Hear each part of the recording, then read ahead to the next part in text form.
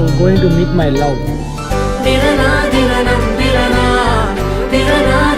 நான் தானே அவனுக்கு ஃபோன் பண்ணேன் உடனே இன்னைக்கு நான் உனக்கு கால் பண்ணலான்னா அந்த காலை கால் பண்ணாங்க எங்க அம்மா மேல சத்தியமா நான் போயிட்டேன். அவங்களே இன்னத்துக்கு வெளில போயிட்டாருங்க.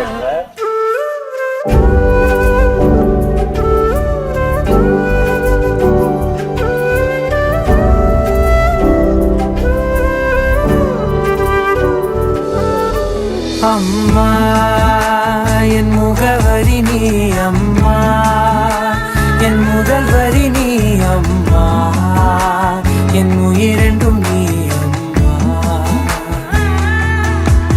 நீயே எனக்கென பிறந்தாயே அனைத்தையும் தந்தாயே.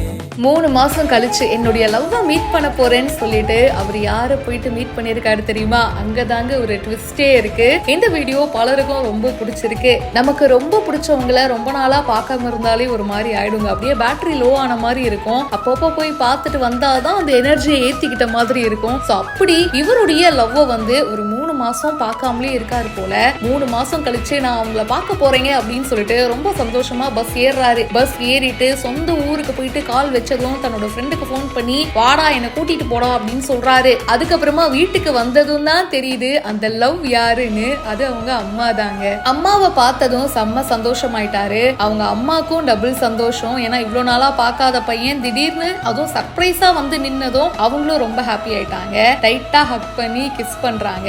அம்மாவோட அரவணைப்பு மாதிரி வருமா சொல்லுங்க? அதுவும் ரொம்ப நாள் கழிச்சு பார்க்கும்போது அந்த அன்பு இன்னும் எக்ஸ்ட்ரா டபுளா ஆயிருக்கும். அம்மா மேல வச்சிருக்கிற அந்த லவ் வந்து எப்பவுமே குறையவே குறையாது. அதுவும் பசங்களுக்கு அம்மானா ரொம்ப ஃபேவரட். எப்படி பொண்ணுங்களுக்கு டாட்ஸ் லிட்டில் பிரின்சஸோ அதே மாதிரி பசங்களுக்கு அம்மா தாங்க ஃபர்ஸ்ட். இந்த வீடியோ நிறைய பேருக்கு ரொம்ப பிடிச்சிருக்கு. இதை பத்தி உங்களுடைய கருத்துக்களை ஷேர் பண்ணுங்க. பிஹைண்ட் ரூட்ஸ்க்கு இப்பவே ஃபாலோ பண்ணுங்க.